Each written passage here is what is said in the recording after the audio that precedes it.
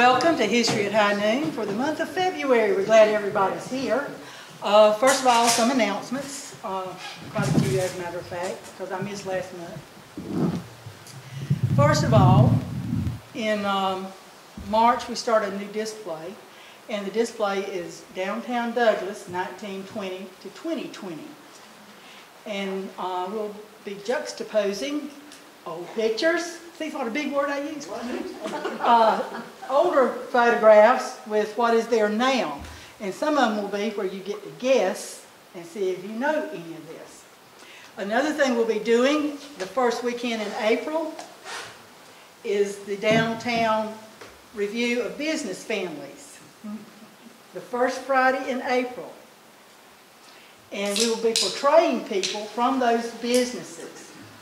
Jean Cummings from the Martin Theater, Mary Oliver Dean Bryce from the drugstore on the corner. I'm going to tell you that because that's in the book next time. Hey, that's what I'm saying. You got to come to the museum. But different people, and just like we do our walk through the cemetery, except it's going to be downtown. I think it'll be a lot of fun. It's going to be on that first Friday. The big thing I've got coming up, April is going to be a horrible, horrible month. We're also opening up the preview of the exhibit that we started with the School Integration Project. This is a 50th year of integration in Coffee County schools. We will have field trips. We will have an open house here for the new exhibit, which is interactive, and you'll be able to go through and hear video, audio, pictures, bands marching down the road, whatever.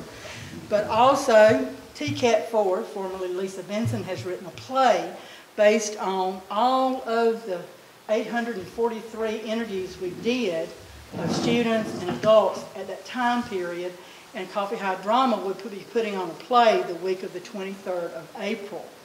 So we got quite a bit going on, and we also hope at that time to put up a commemorative sign at the Rosenwald School building on George Washington campus.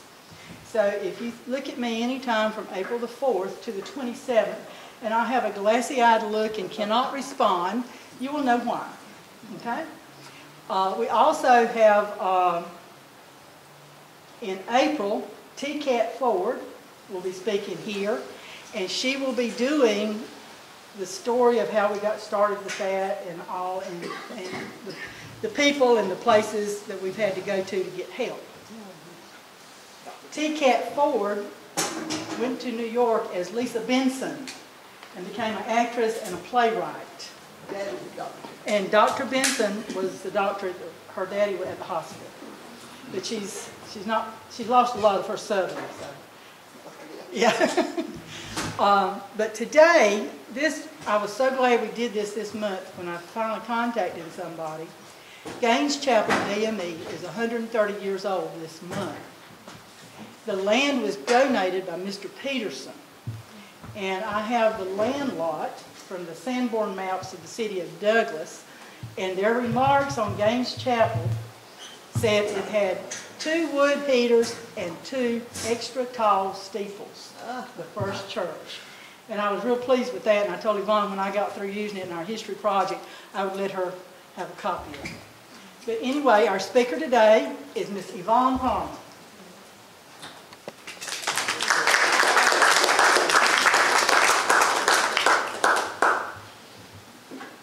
Good morning, everybody. Good morning.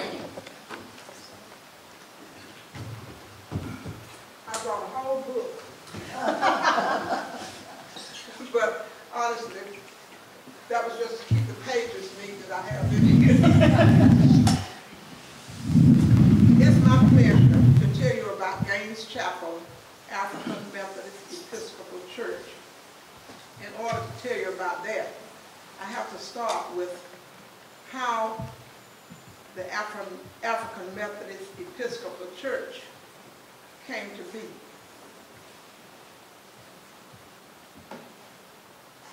It has a very unique and a glorious history. It's unique in the fact that it was the first major religious denomination that sprang from sociological rather than theological doctrines in the Western world.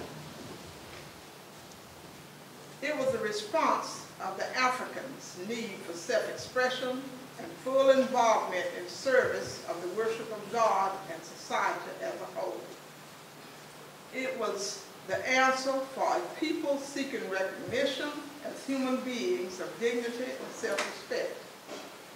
The catalyst for the organization of the African Society was the practice of St. George's Methodist Episcopal Church in Philadelphia in 1787 to segregate its colored or African members from its white members. The Africans were assigned to the gallery of the church. One Sunday, as these Africans, as they were called, knelt to pray outside of their segregated area, they were literally pulled from their knees and told to go to the place assigned to them. These Negroes responded by saying, "Wait until prayer is over, and we will go and trouble you no more." Their teacher, Richard Allen, opposed segregation, and he equally opposed racial hate. He mentioned in his memoirs many whites who helped him in his cause. And if you ever attended a black church and attended their service, know that a lot of the deacons or stewards, when they get down to pray, they don't have a lot of stopping sense. They ask for everything that they can think of. They pray for everybody that they can think of. They pray for the people in prison. They pray for the people in the hospital. They pray for the people who are shut in. They pray for the people who are in jail. They pray for the people who needs money. They pray for the people who have too much money. But the prayer can get to be long and vocal. And this is what was happening. And as black people, we always have a lot to pray for. And we don't think if we don't pray loud that God will hear our prayer. So the prayer would get loud and long. And on the other side of it, the white parishioners wanted to go on and have the preacher preach so they could go home and eat fried chicken for dinner. That is why you all still today show up at the restaurant. But Richard Allen, and that is who was the catalyst for this. When this happened, the people walked out of that church. The black people walked out of that church. And they decided that they would make their own so that they could be by themselves and pray as long as they wanted to. And sing as long as they wanted to sing without having to stop because someone else wanted them to stop. So Richard Allen and Absalom Jones founded the Free African Society in 1787. This society became the African Methodist Episcopal Church in 1816 when Allen and others came together in a formal way to solve religious problems and to work for a better social order. Allen learned that other African groups were incurring the same conditions as the Africans in Philadelphia. After much study and consultation, 5 churches came together in a general convention and became the African Methodist Episcopal Church with Allen as the first bishop. The new church accepted the Methodist doctrine and the discipline almost totally. The Gaines Chapel AME Church was named for Bishop Wesley John Gaines, and that is where we get the name Gaines. Wesley John Gaines was born October the 4th in 1840 to slave parents in Wilkes County, Georgia. Bishop Gaines was an African-American church and community leader in Georgia. He was vice president of Payne Theological Seminary and co-founder of Morris Brown College. Bishop Gaines' date of death is listed as January 12, 1912. The Gaines Chapel African Methodist Episcopal Church was founded as a mission in 1890. The church was organized under the leadership of the late Reverend S.R. Smith, who served as the first pastor. The founding members were Father Miles, Brother George Ross, Brother Dave Cutno, Brother George Copeland, and Brother George Moore.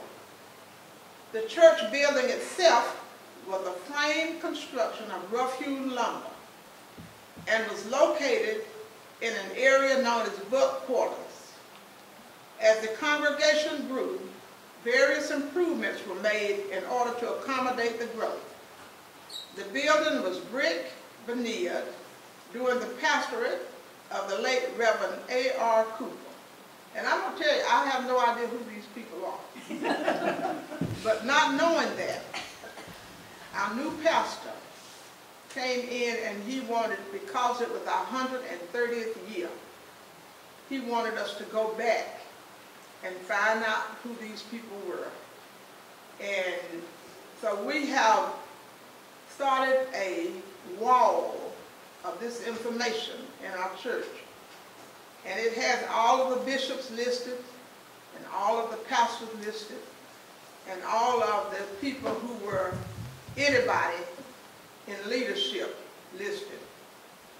And I invite you at this time, in the middle of this speech, on a Tuesday from 10 to 12, if you would like to see that display, the pastor and the secretary will be on hand at the church every Tuesday from 10 to 12. If you want to come, just go through the social hall and you'll be able to see that wall. In that display is pictures of the first church. It is the original cornerstone of the church. It is pictures of the bell, which is also outside at the front of the church, but it's a good display to see if you want to know more about the history. When urban renewal came to Douglas, and that was a federal government program of community renewal.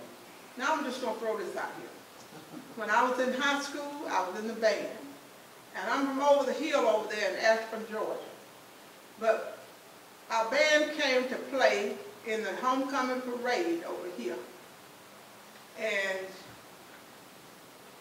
back at that day, the houses on that end of town were mostly shanties. And then I grew up and finished college, and I came here to apply for a job. And I was amazed at the difference in it, and that was because of urban renewal.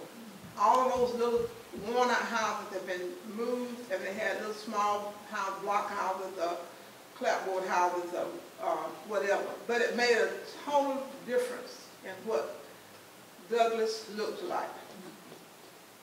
And that was a good thing. So it made a total difference in what the church looked like. Because when that came, the church was able to build a better building and move into a better building.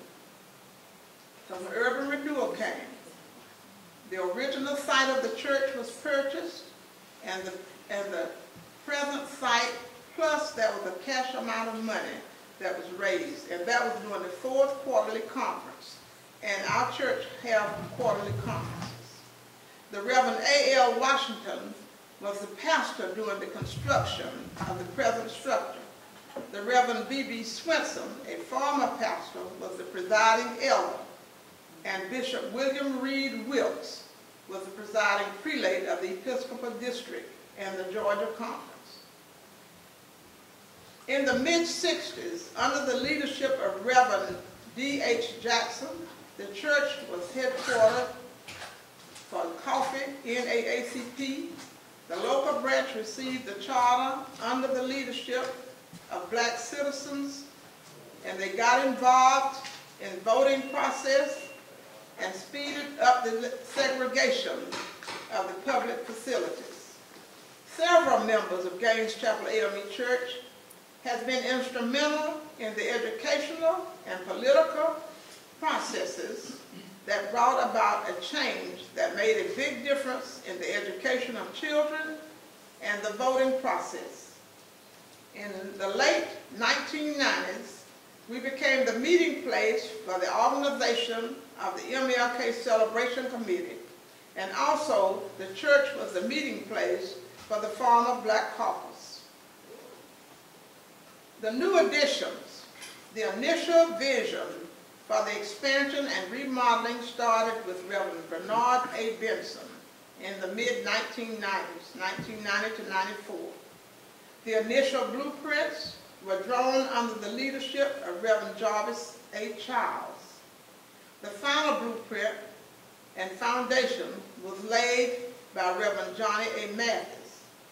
His idea was to make a building to meet the needs of the community and a possible daycare center, including a fellowship hall, 5 classrooms, a pastor's study, a copy and computer room, several restrooms. The completion of the facility was done under the leadership of Reverend Sherman O. Childers, Sr. The presiding elder was J.B. Robinson and Bishop Fred C. Cummings. Under the leadership of Reverend James E. Minor, the loan of the project was paid off. New outreach ministries were started under Reverend Wilkie's leadership, such as Project Feed and Read, You Can Depend Personal Care Ministry. Under the leadership of Reverend Benny Wilkie, the church made the following renovations and improvements. They paved the parking lot, installed new carpeting and painted the church, installed a new sound system, and made renovations to the church parsonage.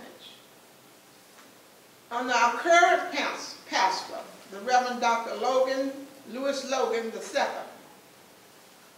under his leadership, we have continued to grow spiritually as well as in numbers. Reverend Logan has added a new method of Gaines Chapel to spread the gospel by the use of technology and streaming to reach the masses. It was his vision to capture Gaines Chapel's rich, extensive history by collecting pictures and artifacts to document our journey through time. The Archives Committee was formed to continue an ongoing endeavor toward this process. Gaines Chapel has served this community continuously as a beacon of light in the community since its founding. Many souls have worked out their salvation in the church. We have planted good seeds and have seen many of our children bloom and are thriving in the communities they are involved in now. The pastors who have served this congregation and community are as follows. The Reverend S.R. Smith, A.R. Cooper, B.B. Swenson, J.D. Counts, J.F. Duhart, J.W. Archibald, J.L. Linton, J.W. Hall, A.L. Washington, Perry Davis, Scott Dinkins, R.R. Pierce, J.A. Easley, Jack W. Davis, J.W. Maxwell, A. Parker, E.B. Anderson, G.B. Prescott, F.D. Jordan, W.W. Lyons, A.B. Wilson, T.J. McMillan, J.L. Butler, D.H. Jackson, L.T. Tolson, E.G. Callender, A. Philip Bannerman, E. Lewis Strickland, S.W. Grant, Bernard A. Benson, A. Jarvis Childs, Johnny A. Mathis, Sherman O. Childers Sr.,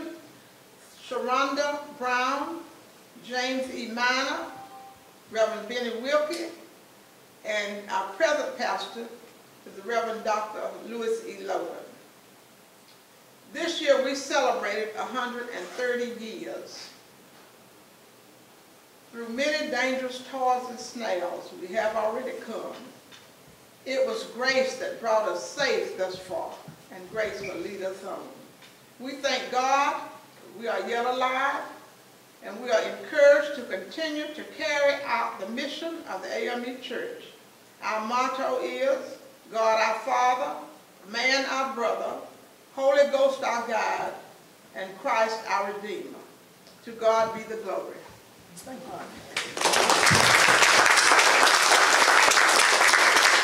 I know I got a question. Okay? I was raised Methodist. We didn't get to select our preachers. They sent them to us. Still We don't get to select ours, they send them to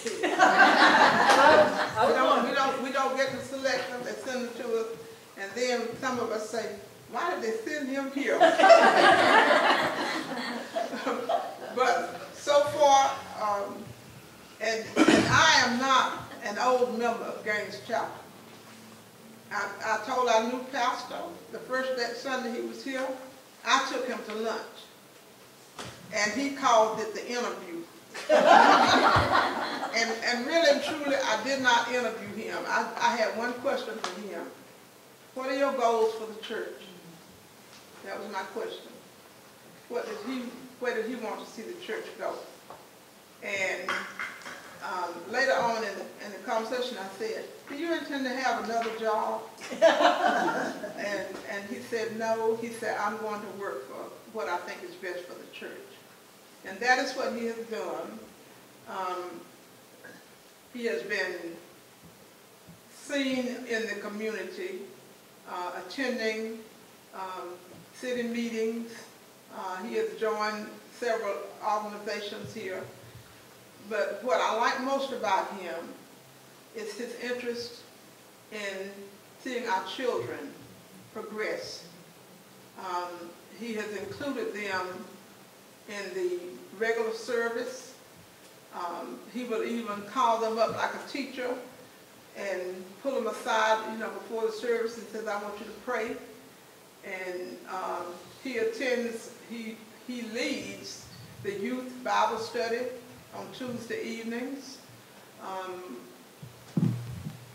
He talks to the kids. He has visited the schools on the days when they have Thanksgiving or Christmas dinner.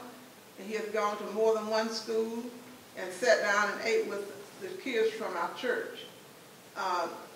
Ladies and gentlemen, that is the first. I don't know of any other pastor who has taken the time to go out and have lunch with the kids who are members of that church or who work in that church. He encourages them, and that means a lot to us, and we want to see our children grow. We don't want our church to be an old man's church. We want it to be where the young people feel comfortable to come up and perform, to get up and sing, to speak. I keep a little girl, and I call her mine. And I was out there one day working with the youth, and when I came back in, Ms. Cheryl Evans told me, she said, Melinda is going to do such and such a thing on the program Sunday. And, and I say, that means I have to bring her to church Sunday, she said. She said, yes, you have to bring her to church Sunday. And so I said, you think she can do it? She said, yes, she can do it. I've already had her do it. And so that Sunday, I took Melinda with me to church, and when it was her time, she got up and she walked up in the pulpit, and the preacher helped her get on the little stool so that she could be seen. And she waited till the song finished. When the song finished, she immediately said, here's what Christ our Savior said. This is the first and great commandment. And she said all of that, and when she finished, she stood there and waited till the second song was finished, and then the preacher helped her step down, and she walked back to her seat. And we gave each other the thumbs up, and she went back to her seat. The preacher was standing right beside her to help her if she needed help. But she knew all of the words. She's first grade. We have no relationship other than our hearts are joined together.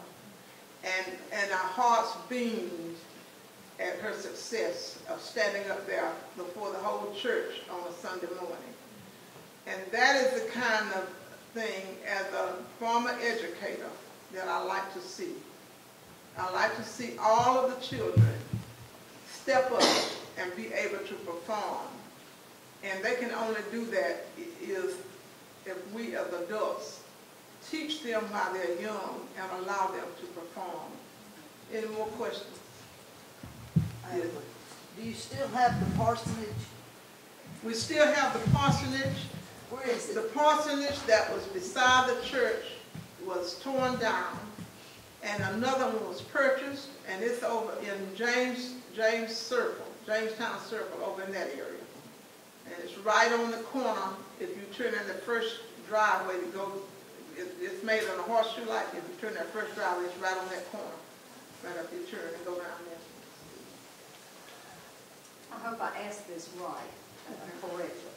Do you have a separate seminary, or do your pastors go through Bible training at the Methodist Asbury or places like that? There is a Methodist seminary, and some of them do go there, but some people come from out of state, and they may have attended another seminary. I mean, if your Methodist is the same thing that's Now, our last pastor, next to last pastor, he attended a seminary in Pennsylvania. But he did it the way we do now. He went to Savannah to a class, and they sat in a room with computers, and the teacher was somewhere else teaching them. And that way, you know, you don't have to travel as much, or you don't have to be gone as long. So I know that he received his degree posthumously. His wife went to receive it because he had a heart attack right downtown in Douglas on his way to meet her for lunch. And you know, he didn't make it to meet her for lunch. She started looking for him, and he had gotten sick, and he pulled over to the side of the road and had a heart attack. You know, that's a sad note. We were all very sad about that. But he had finished his work, and that was in December. And so for that, you know, then our elder had to take over being our pastor until another one was called. I saw another hand. How many members do y'all have? Okay, repeat that. How many members? members. I think it's like about 140 members. And we have a lot of children whose parents are not members. Because we have someone who pick them up and then take them back home. I try not to get involved with anything I'm shooting, but I have to share this. I wasn't a member of Gaines Chapel, but I remember as a little boy, Reverend David Jackson, when he came, he was also a teacher. Social studies. And I remember when I was a little boy, and I used to go to my father's. My father was a teacher also, and you would hear Mr. Jackson's voice way down the road. But one thing that really impressed me about him, it stood me a long time. As you said, he was the first to start the NAACP here. And I remember going, he had all these men, Daddy said all these men, my father was telling me this. These men, because see, back then, there was a lot of black businesses over on what they call Rat Row and Cherry Street. And so there was a lot of people that cut hair and that catered to black customers. They was all saying, okay, we're going to join. See, back then, the Crawford General Hospital, I think it was segregated. I remember going there. They had one side for the blacks and one side, and the laws had changed, and he was the first. Sometimes it still take people to make initials act to make the change the law. And I think my dad would say the newspaper was there. I think he'd say the radio station was there also, because it was a big thing up. It was built up that he was going to go, and he had written all these things. These men was going to be behind him. But the funny story is that they get close to the time, the men start dropping out. And he had to go by himself, and he read off a list of things he wanted to see change, and he read it off. And that's what impressed me. See, sometimes you got to initiate, but that's the tribute he made here in Crawford County to help integrate the hospital, because sometimes people don't change right away, even though laws have changed, but people's mentality hadn't changed. And so I'm just saying, I just want to give that input. That's what I remember about Mr. Davis. He's really impressed me as a little boy. He was a man's man. During our And research. that was a reason for that. When you work for someone and you want your pay, and you are afraid that if they see you doing something, or hear you doing something, or know you did something, they're going to find a way to release you. And you have your light bill to pay, and you have your food to buy to feed your children, then that make it hard for you to go down there and demand that they change. But the Methodist preacher did not have another job. He worked for the church, and he was paid by the church. So he did not depend on working at the mill to get his check and to feed his family. So he could go and do that. He could stand because he would not lose his job. But those other men that you said fell back, they stood the chance of losing their livelihood. And, you know, I mean, how many weeks can you go without being paid? You know, that's hard to do. And a lot of them, you know, work more than one job just to make ends meet. And a lot of people will say, anybody that goes to such and such a thing will not work here. And they meant it. And if you wanted a paycheck, and you did if you had it in a sense, then you were not going to do that. Even though you supported the idea, you were not going to put your family's support on the line to do it, because the preacher was going to get his money. He didn't work for anybody else. Does that make sense? Oh, yeah. Any more questions? Yes. Not a question, a comment. That's why you have the student nonviolent marches, because adults had to work and make a living. So a lot of the students, we came out of those colleges because we were in school and we could afford to do the marching. Right. So that's, yeah. I just wanted to comment that, yeah, And that's in one of the that, reasons you people were not drop back. supposed to do anything that would trigger somebody else to start shooting or fighting or hitting you or putting the dogs on you. And see, I lived through that time Me too. when all of that was happening. Me too. And I can tell you, as I came home one night from college, on the side of the road was a big field, and there were lots of people out there in white robes and white hoods over their faces with a big bonfire. And we drove a little bit faster to get through there.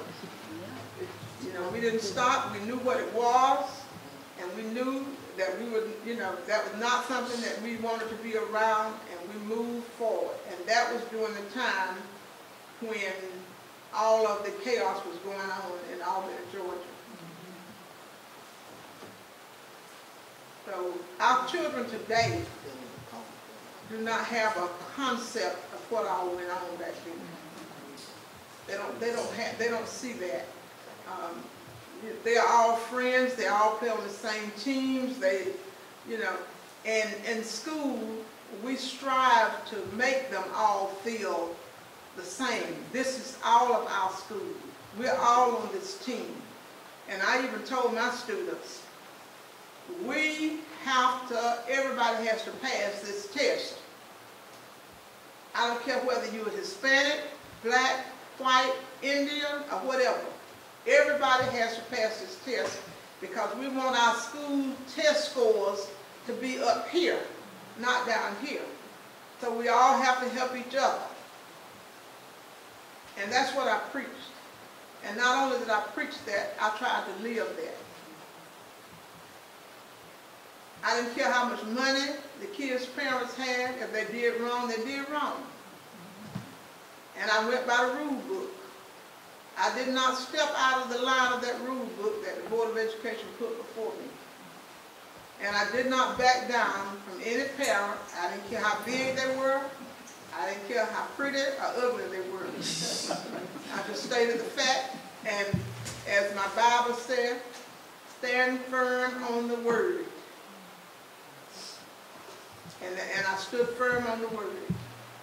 I always tried to treat everybody the way I wanted to be treated. Right and fair. And when I left, people said I was fair. And that was good enough for me. I will testify to that. You scared the jeepers out of me one time. In the office when you said, Miss Pierce, come here. Well, I did not mean to frighten anybody. No. You impressed me so much because you had good minister discipline, and I had to be in there to witness that discipline. And you were so, I've told people over and over how fair you were and how much that stuck in my mind. You lived up to what you just said. But I tried to listen. I tried to listen to the students to see what they had to say.